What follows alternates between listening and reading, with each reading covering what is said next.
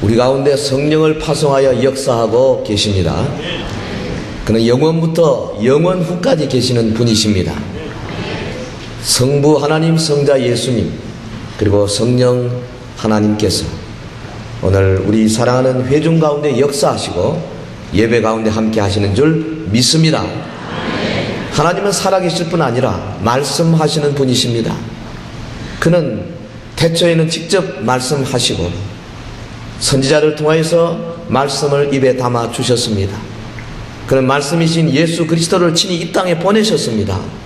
그리고 그의 모든 사역과 가르침을 제자들을 통해서 기록한 말씀으로 남겨두셨습니다.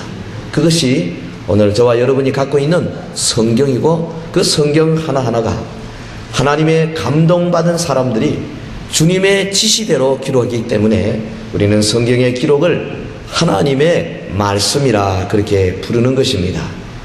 성경은 하나님의 말씀인 줄 믿습니다. 그러나 그 성경을 읽어보면 그 속에 있는 말씀들은 그 대상이 때로는 3000년 전 혹은 때로는 2000년 전에 오래전 사람들에게 대한 말씀입니다. 그래서 우리가 그것을 말씀이라 부를 때 자칫하면 죽은 말씀, 박물관에 있는 말씀, 기록되어서 오늘 우리와는 별로 관계없는 말씀으로 여겨질 가능성이 있습니다. 그래서 우리는 이 성경을 오늘 21세기 이 시대에 우리에게 주어진 말씀으로 해석하고 적용하는 과정이 필요합니다. 그것이 바로 설교입니다. 설교는 하나님의 말씀을 그 당시 청중들이 어떻게 받아들였을 건가를 들어가서 생각하고 그 문화와 지역이 다른 저들이 받은 그 말씀을 오늘 21세기에 사는 우리들에게로 어떻게 변화시킬 것인가, 트랜지션 시킬 것인가 하는 것을 연구하고 이 시대의 사람들에게로 증거되는 말씀으로 바꾸는 작업이 바로 설교입니다. 그렇기 때문에 설교는 기록된 하나님의 말씀을 오늘 현대인을 향한 들려주시는 하나님의 말씀으로 바꾸는 작업입니다. 모든 성경은 하나님의 감동으로 된 것으로 교훈과 책망과 바르게 함과 의로 교육하기에 유익합니다. 그래서 오늘 모든 하나님의 말씀은 우리에게 교훈을 주어야 합니다. 우리에게 잘못된 것을 바르게 해야 합니다. 그래서 우리가 제대로 자리를 찾도록 만들어줘야 합니다. 그리고 우리를 의로 교육하기에 유익한 말씀이 되어야 합니다.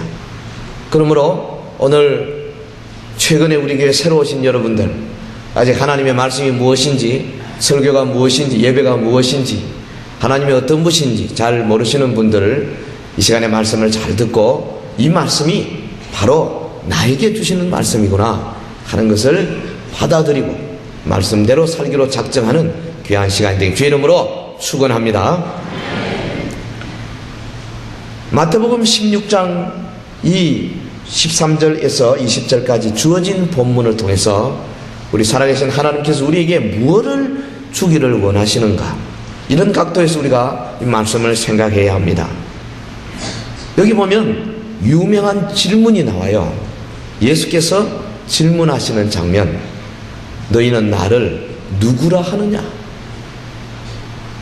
너희는 나를 누구라 하느냐? 그리고 거기에 대한 제자의 답변이 있습니다. 주는 그리스도시요 살아계신 하나님의 아들이시니이다. 아주 유명한 구절입니다. 그리고 이 본문, 그리고 이 사건 계기로 해서 주님의 사역이 아주 분기점을 마련합니다. 그리고 이제는 십자가 고난으로 인류를 향한 자기의 대속의 죽음으로 내려가는 그런 터닝 포인트가 바로 여기에서 발견이 되어집니다. 본문은 AD 29년 초, 그리고 주님이 예루살렘 입성하는 그 사이에 일어났던 일입니다. 장소는 가이사랴 빌립보입니다. 갈릴리로부터 한 북쪽 40km 높은 곳에 있는, 거기는 유대인과 이방인들이 섞여 사는 곳입니다. 이방 사람들이 자기들의 우상을 가지고 자기들대로 신을 섬기는 그런 장소입니다. 저들 가운데는 하나님과 관계없는 여러 신들이 많이 있었어요. 바로 그 장소에서 우리 주님은 제자들에게 자신의 정체, 자신의 존재를 확연히 결단하도록 요구하신 겁니다. 3차 갈릴리 사역이 진행될 즈음에 사실은 왕으로 오신 예수님, 그 주님의 그 왕권과 당시 세상의 세력과 점점 긴장이 고조되고 있을 때입니다. 바리새인과 서기관들, 당시 종교 지도자들은 예수님의 그 세력이 커지는 것을 못마땅하고 어차든지 주님의 세력을 깎아내리고 혹은 주님을 죽이려고 모의하던 때가 바로 이때입니다. 너희들은 나를 누구라 하느냐? 우리 말씀 주어진 설교의 제목이기도 합니다만, 말씀이 여러분의 뇌리 속에 계속 맴돌아서 이번 한 주 동안에 우리를 인도하시는 하나님의 말씀, The Rhema to Seu, 하나님의 레마가 되길 주의 이름으로 축원합니다. 예수님은 사실 이때에 수양회 중이셨습니다. 제자들을 데리고 수양회, 영어로는 그걸 리트릿이라 그래요. 지금 유대 지방, 갈릴리 지방 혹은 사마리아 지방, 예루살렘 지방을 떠나서 멀리 국경을 넘어서 지금 두로와 시도를 거쳐서 북쪽으로 가 있는 때입니다. 주님이 좀 쉬고 싶을 때예요. 사실 우리 주님의 스케줄을 그 당시 살펴보면 너무 바쁘고 너무 무겁습니다. 백성들의 필요를 충족시키기 위해서 안 가신 데가 없었어요. 마을마다 다니시고 얼마나 참 시간을 많이 들여서 투자하셨는지, 새벽부터 밤까지 말씀 가르치시고 병자 고치시고 상담하시고 틈새에 또 제자들을 가르치시고 잠도 못 주무셨어요. 어떤 때는 식사할 겨를도 없었습니다. 군중들은 참 잔인했어요. 예수님이 좀 쉬도록 해드리고, 예수님이 좀 편안히 식사도 좀 해드리고, 뭐 집도 좀 크게 만들어드리고 이러지는 않고요. 순전히 자기들 병 낫기 위해서, 자기들의 뭐 필요에 의해서 그렇게 예수님을 압박하던 때입니다. 어디 계신가 알기만 하면 사람들이 막 수백 수천 명 몰려와가지고 온 집안을 싸가지고 주님의 그 프라이버시, 개인 삶이 없을 정도입니다. 얼마나 피곤하셨겠어요. 그뿐입니까? 그 중에는요, 예수님을 걸고 넘어지려고 하는 사람들이 많았어요. 그래서 교묘한 질문, 함정을 파놓은 그런 질문, 혹은 안식일에 뭐 일해가지고 안식일을 법령을 어기지 않나 싶어가지고 혐의견 가지고 주님의 뒷조사하는 사람들, 이런 사람들이 많았습니다. 그건 뭐 그때나 지금이나 마찬가지죠. 좀 사람이 유명해지면 뒷조사해서 깎아내리는 게 우리나라 특징 아닙니까? 예수님이 주변에 얼마나 많은 사람들이 주님을 슬프게 하고 어렵게 했는지 모릅니다. 대단히 피곤하셨어요. 사마리아 성에 가셨을 때에 주님 다리가 아프시는 것 같아요. 우물가에 앉았습니다. 제자들은 양식 구하러 다 마을로 갔었고, 주님 혼자서 그 내리쬐는 그 햇볕 밑에 피곤해가지고 앉아 계시는 모습, 한번 지치신 주님의 그 신령한 모습을 한번 생각해 보십시오. 얼마나 피곤하셨는지. 갈릴리 호수를 지나가는 배 위에서 풍랑을 만나 제자들이 아우성을 치고 있는데도 주님은 저 배 고물에 가서 베개 하시고 주무셨어요. 주여 주여 우리가 죽게 된 것을 보지 왜 이렇게 주무시고 계십니까? 아니, 세상에 풍랑 가운데 어떻게 주무실 수 있겠어요? 그건 육체적으로 굉장히 피곤했다는 것입니다. 오늘 뭐 주의 종들이 피곤하다 하지만은 예수님의 피곤에 비하면 그거는 뭐 아무것도 아니지요. 특별히 주님께서는 자기에게 주어진 그 막중한 사명을 감당하기 위해서 이 당시 약간의 휴식이 필요했습니다. 말하자면 미니 버케이션이 필요했어요. 잠시 그저 방학 가지고 제자들과 함께 따로 떨어졌어요.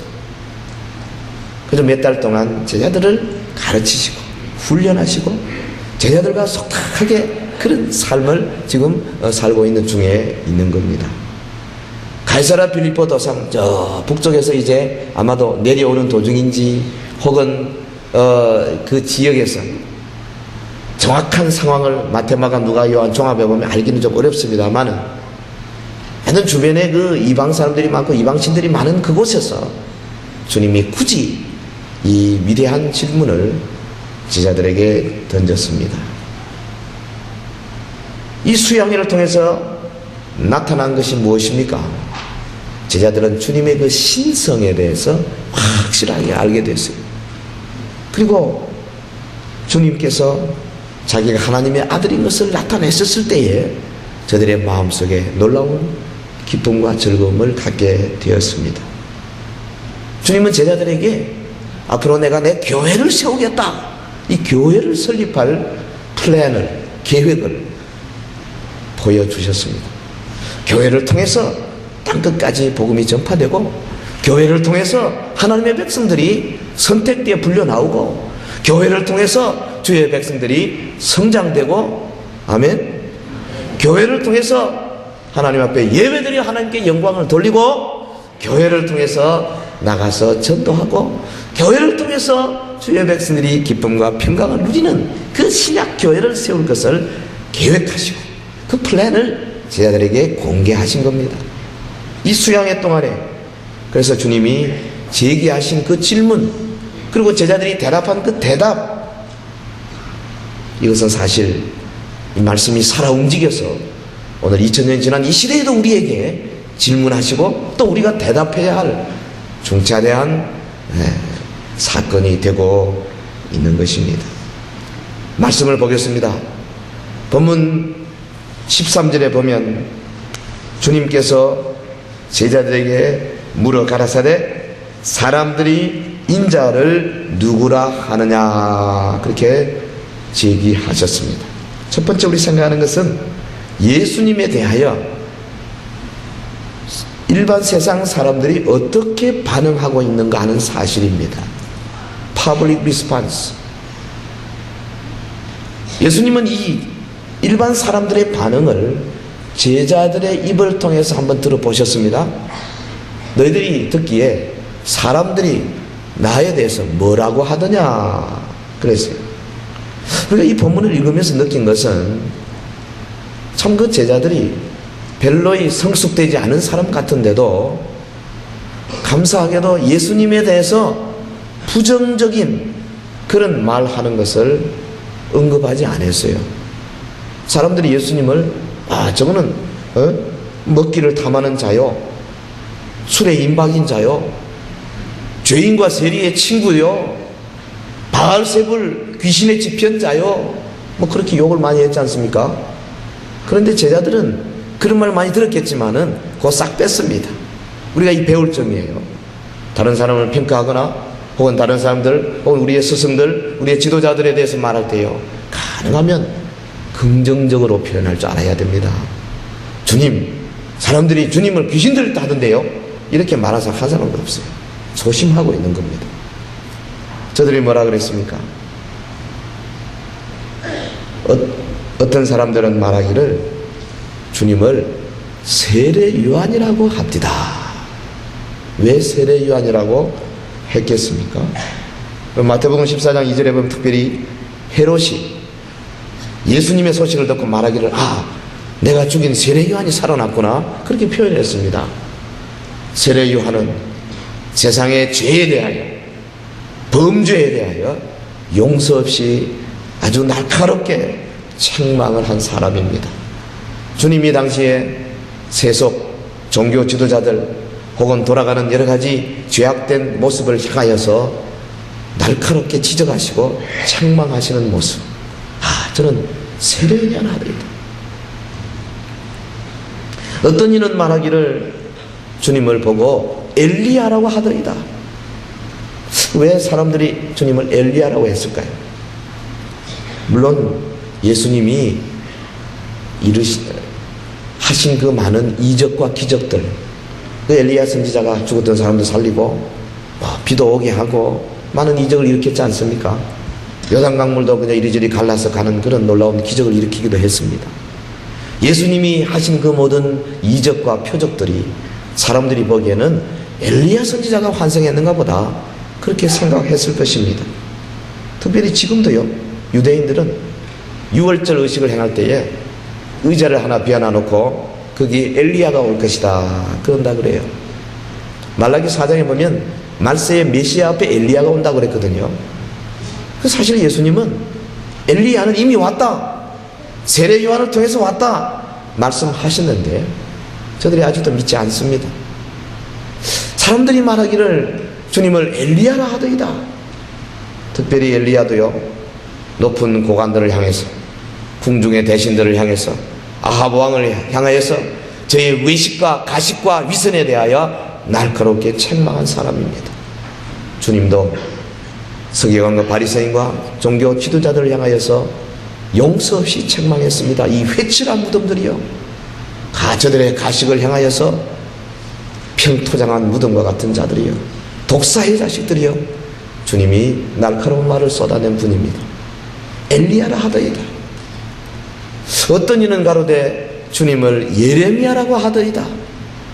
왜 주님을 예레미야라고 했습니까? 그 예레미야 마음속에 있는 엄청난 그 사랑, 긍휼, 그의 그 고민, 나라를 향한 뜨거운 눈물, 이런 것들 아니겠어요? 주님도 사랑이 많으시고 긍휼이 많으셨습니다. 주님이 예루살렘 성을 향하여서 우시며 가라사대, 예루살렘아 예루살렘아, 내가 너를 암탉이 병아리 날개 아래 품듯이 몇 번이나 품었더냐, 탄식하시며 고민하셨습니다. 사람들이 주님을 예레미야 하더이다. 지금도 유대인들 가운데는 예레미야 선지자가 마지막 날 나타나서요, 그 예루살렘의 성전에 있던 언약궤, 법궤, 그걸 가지고 나타날 것이다, 그렇게 믿는 사람들이 많이 있습니다.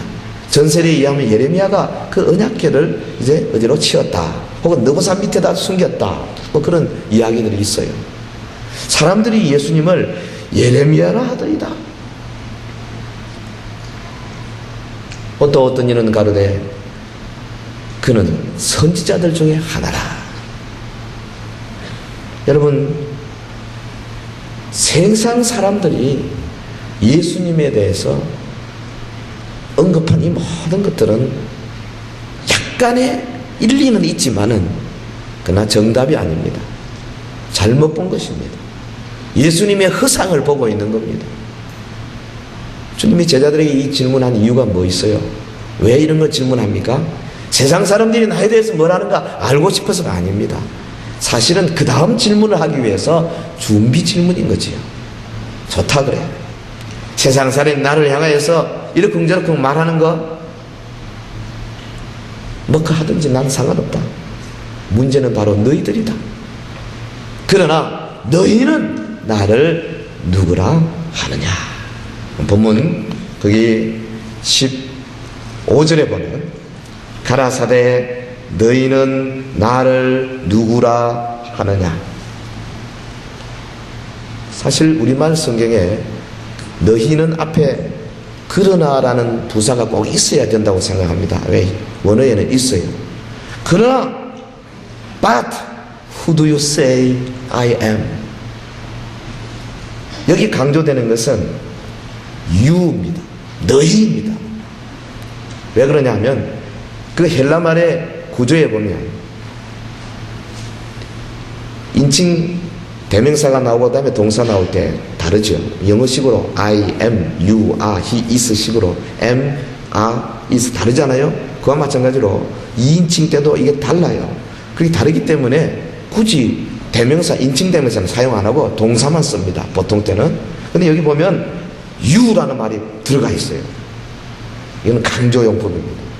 주님이 누구라 하느냐 거기에 강조하는 것이 아니고 세상 사람들이 나를 엘리야라 그러고 예레미야라 그러고 혹은 뭐 선지자 중에 하나라 그러고 세례야는 좋다, I don't care, 저들이 뭐라 하는지 나 상관없다. 그러나 너희는 나와 3년 동안 같이 다니고 나와 함께 침식을 같이 하면서 내 인간의 모습을 다 봤지 않느냐. 먹고 자고 나도 피곤하다, 나도 화장실 가야 된다, 나도 너희들과 같이 세수해야 한다. 그러나 내 진면목을 보았을 것이다. 너희는 나를 누구라 하느냐. 이 무서운 질문입니다. 왜 그러냐면 그냥 신비하게 그저 뭐 구름 가운데 나타나시고 혹은 환상 가운데 나타나셔서 내가 누구냐 이러 하면 우리가 뭐 어떻게 대답하기 쉽겠는데, 같이 자고 같이 주무시고 같이 코 골고 같이 시냇가에 가서 조약돌을 가지고 떼벗기고 같이 살았어요. 3년이나 침식을 같이 했습니다. 모든 사사로움을 다 알고 있습니다. 저들의 입에서 나오는 대답이 중요했던 것입니다. 너희는 나를 누구라 하느냐? 이 질문을 가만히 묵상해 보면 예수님의 기대가 거기 있어요. 아, 그래, 세상 사람들은 잘못 보고 예레미야니 엘리야니 무슨 예스레야니 하는데 너희들은 정답을 할 줄 안다. 너희는 나를 누구라 하느냐? 듣고 싶은 거지. 제자들은 이때에 마음속에 어찌됐든 결정해야 했습니다. 주님이 그렇게 몰아가셨습니다. 결정해라. 그냥 친구냐? 그냥 선생이냐? 그냥 존경받는 사람이냐? 그냥 성인이냐? 위인이냐? 그렇지 않으면 하나님이냐? 너희는 나를 누구라 하느냐? 그때 베드로가 대답한 말, 우리가 잘 아는 구절 같이 한번 읽어봅시다. 16절 시작. 시몬 베드로가 대답하여 가로되 주는 그리스도시요 살아계신 하나님의 아들이시니이다. 베드로는 지금 주변의 사람들한테 눈치해가지고 야, 너 뭐라 할래? 야고보에 물어봐. 야고보, 야, 뭐라고 대답할래? 간증하지 않은 것 같아요. 요한에게 야, 네 대답 좀 들려다오. 속닥거리고 그래가지고 이렇게 의견을 맞춰가지고 예를 들어서 컨센서스를 가지고 같이, 예? 그래서 누가 동의하고 제청하고 삼재창이요 이래가지고 한 게 아닙니다. 진리는 그러는 것이 아니에요. 진리는 온 세상 사람들이 다 반대할지라도 진리는 있습니다. 진리는 내 속에서 우러나오는 것입니다. 다른 사람들의 도움 받는 거 아니에요. 베드로가 뭐라 그랬어요? 주는 그리스도시요 살아계신 하나님의 아들이시니이다. 이 말을 우리가 조금 더 깊이 생각해 보면 여기 주는 하는 말은 우리말로 번역은 주는 했지만 사실은 당신은입니다. 뭐 앞에 계신 분을 보고 주님은 할 때 주님은 유입니다. 유아, 그렇죠? 우리말에 이 참 호칭 가운데 제일 안타까운 게 바로 이거예요. 성경에 보면 전부 다 주님은 나오는 거 다, 뭐 다는 아니지만 대부분 2인칭이거든요. 이 말을 누가 좀 만들어내면 참 좋겠어요. 여러분 가운데 최고의 머리 좋은 국문학자가 좀 만들어내세요. 당신은 하자니 이거 예사 낮춤이지. 너는 하자니 영 낮춤이지. 그대는 하니까 뭐 시 쓰는 것 같지. 귀하는 하니까 이거 너무 무슨 편지 쓰는 것 같지. 그 바로 앞에 계신 분 보고 어떻게 좀 부르면 좋겠는데요. 그럼 미국 사람들은요, 높은 사람 보고도 유 그냥 해도 하더라고. 대통령 보고도 유 얼마나 좋습니까? 우리 하나님 보고도 유 이렇게 하면 말이 좀 있으면 좋겠는데 우리가 주는 하는 바람에 그만 많은 경우에 3인칭으로 들려요. 어찌됐든 이 주는 할 때 당신은 바로 내 앞에 계신 당신, 나와 함께 3년 동안 같이 침식을 같이 하고 같이 다니고 같이 피곤해하고 같이 웃고 떠들고 같이 사는 바로 살을 맞대고 같이 주무시는 바로 당신은 여러분 베드로의 이 대답을 우리가 깊이 묵상해 보면 참으로 놀랍습니다. 아니 멀리 계시고 꿈에는 나타나시고 잘 안 보시는 분을 향해서 우리가 뭐 주님이니 하나님이니 할 수 있을지 모르지만은 어떻게 살을 맞두고 3년이나 같이 다닌 분을 향해서 주님은 You are the Christ, 그리스도시요 할 때 이 호 크리스토스 정관사 더가 있습니다. 그 그리스도요. 그 말은 뭐냐면 구약에 저 일찍이 창세기 3장 15절 이하에 아담과 맺은 언약을 통해서 흘러내려 그래서 노아를 통해서 계승되고 아브라함을 통해서 이삭과 야곱과 요셉과 유다를 통해서 그리고 계속해서 모세를 통해서 아론과 그리고 이 수많은 사사들을 통해서 그리고 사무엘을 통해서 다윗을 통해서 그리고 선지자 예레미야, 에스겔, 다니엘을 통해서 선지자 요엘을 통해서 약속하신 The Christ, 그 메시아, 그 하나님의 약속된 하나님의 아들, 말씀이 육신이 되어 이 땅에 오신 바로 약속된 그분이십니다. 할렐루야. 그 마음이 얼마나 감동과 감격이 있어요. 수천 년 동안 하나님께서 내가 내 아들을 보내어서 인류를 구원해내겠다. 일찍이 인류의 시조 아담이 하나님의 앞에 법을 어기고 범죄하여 타락되어서 죽을 수밖에 없는 자에 떨어지고 그 죄로 인하여 온 우주의 마귀의 쇠사슬이 걸쳐지고 죄의 이 결과, 죄의 저주, 죄의 오염이 온통 세상에 퍼져 있을 때에 내가 내 아들 예수를 보내겠다, 내 아들 메시아를 너에게 보내겠다 약속하신 바로 선지자들 입을 통해서 수백 수천 번 약속된 바로 그분, The Christ, The 메시아, 그분이십니다. 내 앞에 서 계신 바로 당신은 하나님께서 수천 년 동안 인류를 향하여서 사랑을 베풀어 주시고 언약하셨던 언약의 성취자로 오신 바로 그분이십니다. 할렐루야. 대단한 고백입니다. 대단한 고백입니다. 살아계신 하나님의 아들이십니다. 이 복음이에요. 우리 아직 교회 안에 생활을 잘 모르신 여러분들, 복음이 딴 게 아닙니다. 2000년 전에 저 갈릴리에서 역사하시던 바로 그 예수라고 하는 목수 출신 젊은이가 다른 분이 아니라 그냥 마리아의 태에서 난 그런 평범한 젊은이가 아니라 수억 년 전부터 하나님이 언약하시고 약속하시고 계획하시고 그래서 선지자를 통해서 예언하시고 이런 사람 올 거다 예언한 바로 그 예언의 성취로 오신 그리스도라는 말이죠. 그래서 나사렛 예수가 그리스도다 하고 고백하는 것이 바로 복음입니다. 할렐루야. 이 복음이 교회의 핵심입니다. 교회의 성도들은 이 복음으로 뭉쳐진 자들입니다. 복음 없는 교회는 이미 교회가 아닙니다. 복음 없는 사람은 그리스도인이 아닙니다. 복음이 있어야 바로 하나님의 성령이 역사하시는 것입니다. 주는 그리스도시요 살아계신 하나님의 아들이십니다. 교회 안에서 어떠한 공교한 말씀이 외쳐지고 어떤 재미있는 여러 가지 이야기들이 오간다 할지라도 바로 이 복음이 핵심으로 자리 잡아야 비로소 참다운 교회라고 말할 수 있을 것입니다. 이 말씀 속에 주님의 신성이 있습니다. 이 말씀 속에 주님께서 이 인류를 사랑하시고 인류를 위하여 베풀어 주신 그 모든 하나님의 구속의 경륜이 들어 있습니다. 오늘도 우리의 마음속에 나사렛 예수, 2000년 전의 청년 예수가 바로 수천 년 전부터 하나님이 예언하시고 보내주셨던 언약의 성취로 오신 그분, 그 메시아, 그 그리스도라고 믿고 결단하시는 분들에게 주님의 신령한 복이 함께 하시를 주의 이름으로 축원합니다. 베드로가 이러한 고백을 할 때에 그 고백의 깊이가 그냥 그 고백 자체로 끝나는 것이 아니고 그 뒤에 여러 가지 것들을 의미하는 거지. 예수님이 어떻게 해석하셨어요? 그게 17절에 보면 바요나 시몬아 네가 복이 있도다 이를 네게 알게 하신 이는 혈육이 아니요 하늘에 계신 내 아버지시니라. 그러니까 무슨 말입니까? 베드로의 마음속에 하나님이 역사하고 계시다는 겁니다.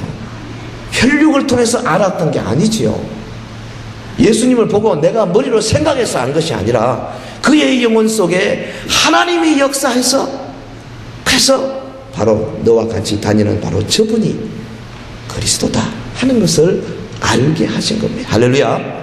여러분요, 이 교회 생활하고 신앙생활 하면서요 하나님의 말씀을 받으면서 마음이 감동되고 감격이 있고요 새로운 결단이 생기고 예수님 내 주님이시다 믿어지고 기도하고 싶어지고 한 번은 금식하고 다른 사람을 위해서 한번 내가 살아보고 싶어지고 주의 일을 위해서 남은 생애를 한번 드려보고 싶어지고 이런 감동과 감격과 결심이 있는 사람은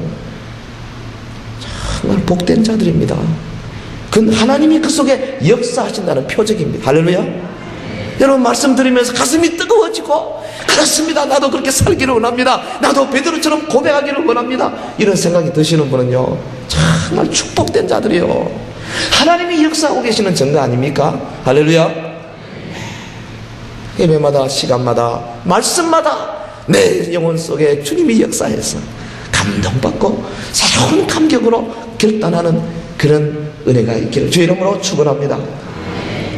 특별히 윌리엄 클로우라는 사람이 말하기를 사람이 아는 것과 인식하는 것과 사람이 입으로 고백하는 것 그 사이에는 이 종교적인 경험이 반드시 필요하다 그랬어요. 그럼 여러분 알지만은 믿음으로 고백하려면요 경험이 필요해요. 체험이 필요해요. 체험이 필요하다 이 말이에요. 예? 내 영혼 속에 하나님의 성령이 와서 그냥 망치로 꽉 때리는 그런 체험들이 필요해요. 내 영혼 밑바닥 속에서 우러나오는 생수가 터지는 그런 체험들이 필요해요. 그래야 우리가 입으로 고백할 수 있고 그 고백대로 살 수가 있는 것입니다. 여러분 그냥 교회만 왔다 갔다 하면 안 돼요. 반드시 주님을 만나야 돼. 어떻게 만날 것이냐? 그건 여러 가지 방법이 있지만은 그건 교회 생활을 하면서 말씀을 통해서 자꾸 배워나가지만 어찌됐든 우리는 체험을 해야 됩니다. 그래서 우리의 종교적인 지식이 종교적인 고백으로 변화되는 놀라운 역사가 우리의 삶 속에 있기를 주의 이름으로 축원합니다. 특별히 이 구절, 주님은 21세기를 살아가는 우리들에게 말씀하고 계십니다. 그것은 참 기이하게도 본문의 말씀이 현재 진행으로 되어 있는 것을 통해서도 우리가 문법적으로 해석할 수 있어요. 뭐라고 좀 그게 되어 있냐면, 가라사대 너희는 나를 누구라 하느냐. 가라사대, 헬라말 레게이라는 말, 현재 진행입니다. 사실 옛날 이야기거든요. 예전에 주님이 말씀하셨다, 너희는 나를 누구 이래야 되는데 현재 진행으로 표현하고 있어요. 주님께서 지금 말씀하고 계시기를 너희는 나를 누구라 하느냐. 마태가 고의적으로 그렇게 쓴 것 같아요. 이 글을 읽는 모든 사람들이 자기의 마음속에 질문하도록 요구하고 있습니다. 너는 과연 나사렛 예수, 청년 예수를 누구라고 하느냐? 너는 그 예수를 내 삶 속에서 어떤 존재로 받아들이느냐? 예수가 내 삶에 어떤 위치냐? 묻고 있는 겁니다. 우리 모든 사람들이 이 질문에 직면하지 아니할 수 없습니다. 결정해야 합니다. 4대 성인 중에 한 사람으로 결정하시겠습니까? 혹은 2000년 전에 살았던 유명한 사람으로 결정하시겠습니까? 혹은 한 역사의 인물로 그냥 결정하고 말겠습니까? 젊은 혈기 있는 청년이 어떤 운동을 일으키다가 당시 종교 지도자들에게 이제 시기 받아서 잡혀서 억울하게 죽었다. 참 억울한 사람이다. 청년 운동가다. 민중혁명가다. 그렇게 받으시겠습니까? 그런 것들은 당시 많은 시중의 사람들이 예수님을 향하여 말하는 것과 다를 바 없습니다. 오늘 베드로처럼 우리가 대답할 필요가 여기에 있는 거지요. 주는 그리스도시요 살아계신 하나님의 아들입니다. 주님은 나사렛 예수 주님은 나의 개인의 주님이실 뿐 아니라 수천 년 동안 하나님께서 우리를 위하여 예비하신 그恩악의 성취로 오신, 그래서 인류의 구원을 완성하신 바로 그 메시아이십니다. 나의 주님이시여 나의 구주시여 온 인류의 희망이시여 우리의 소망이요 생명이십니다. 그분 앞에는 오직 무릎 꿇고 순종하고 복종하는 길만 있을 뿐이지, 그분에게 질문하거나 그분에게 대적하거나 그분의 말씀을 이제 우리가 등 돌릴 수 없는 참으로 우리의 주님이시여 살아계신 하나님의 아들이십니다. 이 고백이 저와 여러분의 길을 주의 이름으로 간절히 축원합니다. 그렇습니다. 사실 우리는 당시의 사람들보다 이 베드로보다 월등 유리한 위치에 있긴 있어요. 베드로는 아직 주님의 십자가형을 보지 못했지 않습니까? 겟세마네 동산에 가기 전입니다. 주님의 고민 예루살렘 입성하는 것을 아직 보지 못했습니다. 당시 제자들은 예수님께서 가야바들의 신문 받는 것이나 혹은 로마 병정들에 의해서 채찍에 맞고 혹은 십자가를 지고 골고다로 올라가는 것을 보지 못했습니다. 아니 예수님이 무덤에 묻히는 거 보지 못했어요. 예수님이 사흘 만에 무덤을 깨치고 살아나는 장면을 아직까지 알지 못했습니다. 주님이 승천하시고 성령 파송하신 것은 더더군다나 알지 못했습니다. 그러나 오늘 이 시대에 사는 저와 여러분은 주님이 이미 모든 구속의 사역을 다 완수하시고 우리를 위하여서 지금도 성령을 파송하시는 것을 몸으로 경험하고 있는 자들 아닙니까? 그렇기 때문에 우리의 고백은 베드로나 당시 제자들보다 한 수준 높아야 된다고 나는 생각합니다. 저는 그리스도시여 살아계신 하나님의 아들입니다 정도가 아닙니다. 더 나아가서 그야말로 우리는 주님 앞에 무릎을 꿇고 부복하고 나를 향하여 지금도 이 세상에 나가서 정의 되라고 하시는 주의 음성 앞에 내가 순종하나이다, 나를 사용하옵소서 고백하고 또 고백하고 주님의 손에 들려서 사용되는 것에 감동하고 감격하는 주의 백성들이 되어야 할 줄로 믿습니다. 바로 그 동일한 예수님께서 오늘 말씀을 듣는 저와 여러분의 마음속에 역사하시면서 뭔가 새로운 것을 향하여 결단하도록 지금 인도하고 계시는 줄 믿습니다. 말씀을 맺겠습니다. 베드로의 그 신앙 고백에 대한 우리 주님이 어떻게 반응하셨어요? 엄청난 축복을 해주셨습니다. 가여라 시몬아, 내가 복이 있도다. 이런 얘기하기는 혈육이 아니라 하늘에 계신 너희 아버지다. 자, 이제 내가 내게 이르노니 너는 베드로라. 내가 이 반석 위에 교회를 세우겠다. 그래서 음부의 권세가 이기지 못할 것이다. 내가 천국 열쇠를 내게 주겠다. 네가 땅에서 무엇이든지 매면 하늘에서 맬 것이요 땅에서 무엇이든지 풀면 하늘에서도 풀 것이다. 무슨 말입니까? 베드로의 신앙 고백 위에다가 교회를 세우겠다는 거죠. 오늘 교회는 신앙 고백 위에 서진 겁니다. 우리가 아까 사도신경 고백을 했습니다마는 이 고백 위에 우리가 교회가 세워지고 이 교회를 통해서 우리가 매면 하늘에서도 매고 우리가 풀면 하늘에서 푸는 놀라운 권세를 우리에게 주었습니다. 여러분요, 여기 천국이 뭡니까? 천국이라는 사실은 여기 교회를 의미하는, 여기 교회로부터 시작해서 장차 이루어질 하나님 완성된 나라가 다 천국인데 하나님의 나라는 천국, 이 교회에서부터 시작된 겁니다. 교회를 열 수 있는 권세가 어디 있어요? 복음입니다. 오늘 저와 여러분에게 복음을 주셔서 하나님의 나라를 잠그고 열 수 있는 권세, 그 기회를 주신 거예요. 우리가 우리 주변의 사람들에게 복음을 전하면 그에게 하나님의 나라를 열어주는 셈이 되는 것이고, 저 사람 안 되겠다, 내가 안 전해버리면 닫아버리는 셈이 되는 것입니다. 여러분의 오이코스들, 가까운 친척들, 친구들에게 하늘의 문을 열어주는 이 놀라운 권세가 예수를 믿는 이 신앙 고백하는 우리들에게 주어진 줄로 믿습니다. 우리 위대한 축복이죠. 권세입니다. 우리가 그리스도를 영접하게 되면 주님이 우리 속에 오셔서 우리의 삶에서 이제 자신의 계획을 시행하시기 시작하는 거예요. 내가 주님을 영접하고 예수님 내 속에 오셔서 나의 주님이 되어 주십시오. 내가 주님을 믿습니다. 주님 뜻대로 살겠습니다. 고백하는 우리의 고백을 따라서 주님이 우리의 삶의 주인이 되시고 이제는 우리의 남은 생애를 위한 주님의 그 플랜, 주님의 계획을 시작하시는 거예요. 사실 우리가 성공적인 삶을 사느냐 못 사느냐 하는 것은 바로 이 주님의 계획대로 우리의 삶이 가느냐 안 가느냐 달려있는 겁니다. 베드로, 내가 너 고백 위에다 교회 세우겠다. 네가 매면 내가 매고 네가 풀면 내가 풀게. 사랑하는 성도요, 제2, 제3의 베드로들에게 주님 말씀하십니다. 네가 매면 내가 맺게, 네가 풀면 내가 푼다. 네 삶 속에서 나의 계획을 네 삶을 통하여 이루어내마.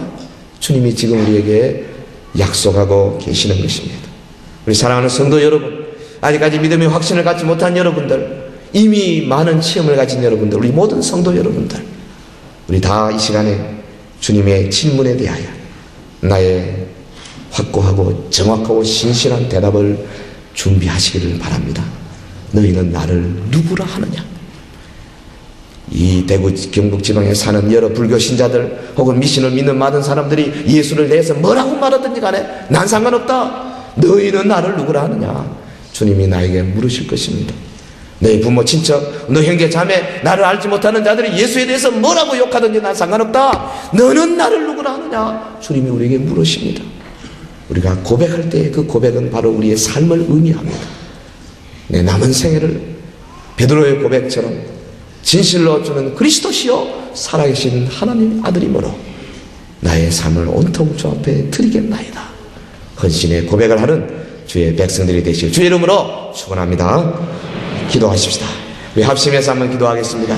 내가 이 복음을 부끄러워하지 아니한다. 바울의 말씀처럼 우리도 주님의 복음을 통하여 우리 주변의 사람들에게 하늘나라를 열고 닫는 위대한 권세를 사용하십시다. 우리가 신앙으로 고백하고 주 앞에 나가 이 권세를 받으십시오. 다 같이 통성으로 잠시 기도하겠습니다. 거룩하신 우리 하나님 아버지,